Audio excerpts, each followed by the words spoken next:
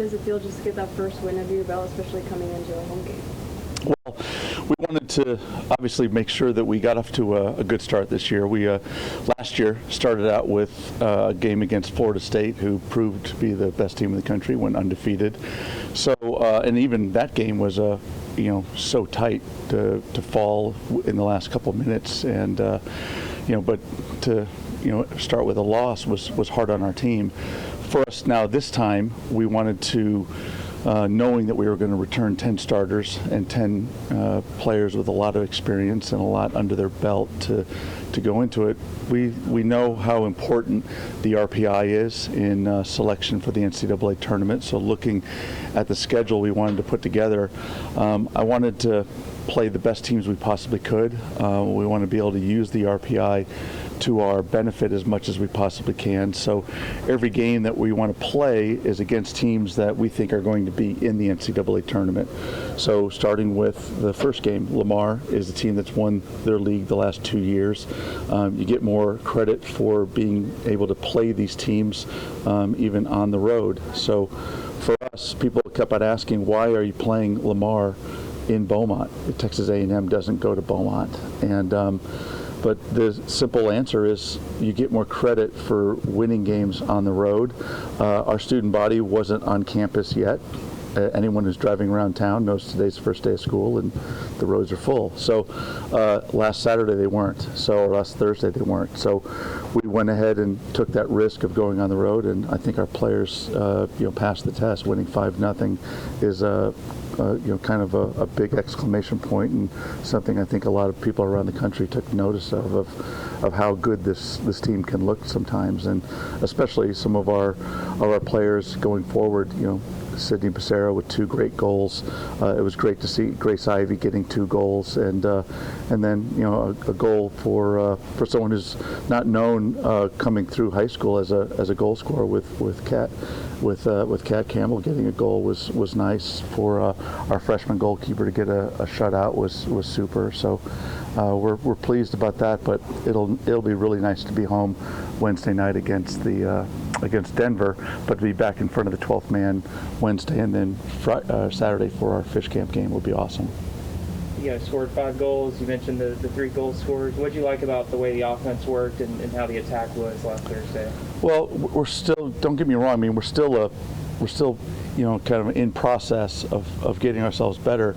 I think a lot of those goals were pretty extraordinary. They were, they were goals from beyond range of where most people are going to score goals. A couple of Sydney's goals were, 25 and 30 yards out, which, you wouldn't. I think they caught the goalkeeper by surprise that she would have that range. We'd like to be able to, do a little bit better from closer range. But at the same time, Lamar was really falling back and putting a lot of people in front of goals. So if you're going to pack it in on us, I think we've proven that we can score from distance, and that's again showing that it's another dimension that Texas A&M can attack with. You guys got a shutout. What are you seeing from your goalies early on? Well, our goalkeeper core is a really neat group. We've got 3 keepers that have great personalities. They work hard with each other to help each other get better. That's one of the things that is it's really unique with the goalkeepers that we've had at Texas A&M, is that it's always been a next player up type of mentality. It's the one position that we had to replace this past year, as far as we knew we were going to have a new goalkeeper in because Kenna Caldwell now is playing in the NWSL. So whether it's Grace or whether it was going to be Mason or whether it's going to be Sydney, it could have been anybody starting in that game against Lamar. This week, Mason now has been injured. She got injured in practice over the weekend. But whether it's Grace or whether it's Sydney for the match against Denver, I think everyone on the team is completely confident because of the experience that they've gained in training, the games that they played in our exhibitions over the spring. So, they're both big-time keepers and big-time leaders. And when you've got the experienced back line in front of them, we feel pretty confident no matter what. Do you have an estimated timetable how long Mason might be out? She probably is out for the season, so we'll just redshirt her this year. Gotcha. Are you able to share what her injury is? She has a fractured ankle. What do you know about Denver heading into Wednesday? Well, Denver are a super talented team. They got upset the other day, and they played North Carolina, right to the end, a 2-1 game, which is pretty darn close. It's hard to, the storied program that is North Carolina. That's a terrific battle for them. Julian Stitch is their coach. She's a former professional. She's a great story unto herself. She won a national championship coaching a men's team in Chicago, and she's someone who is someone who we respect. Have a great deal of respect for, not just because of her leadership and the way that she takes teams and molds great players out of those teams, but I mean, she's a winner in everything she's ever done. So we know that she'll have them organized, ready to go, and ready to step in and give us everything that we can handle. And are there any key players that you guys are going to look out for against Denver or Fairfield? Well, both. To start out with Denver, they're very athletic. They're fit. I mean, obviously they're going to be coming from having trained at altitude the entire preseason.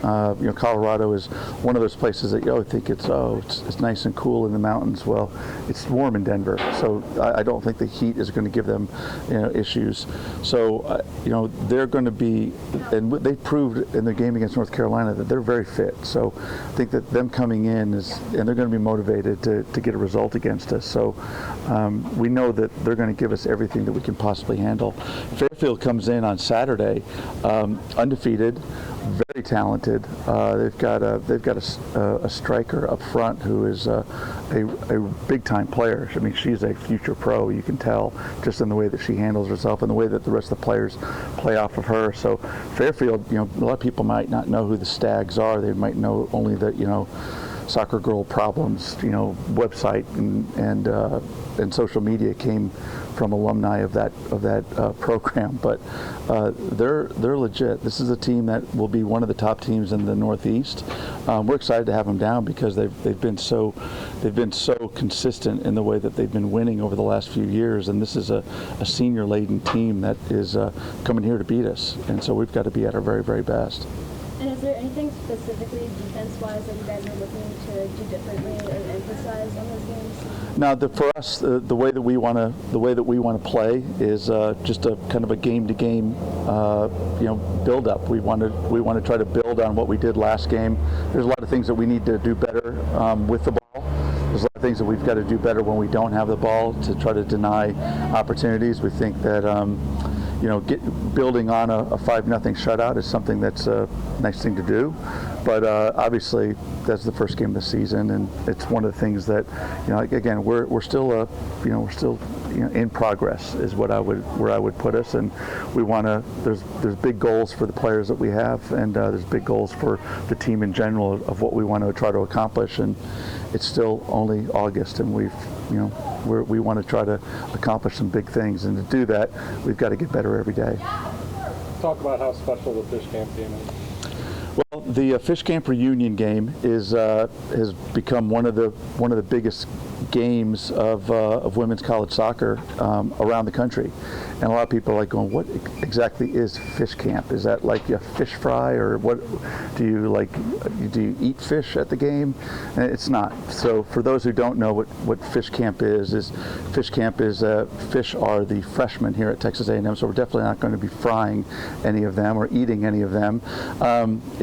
Fish camp is a freshman orientation, and different fish camp sessions happen. About 700 freshmen at a time come on campus. They go off to fish camp sessions, which are orientation sessions run by the student body. We're passed down the different traditions and history and the what ifs, and it's a great socialization of them getting to know what it's like to be a member of the 12th man, but also a member of the Texas A&M family. And then there are about 6 or 7 different fish camp sessions, and now now, as school has started, this is a reunion of all of those different fish camp sessions. They now get a chance to come to the first sporting event of the year, which is going to be this weekend. It'll actually be the second sporting event of the year this year.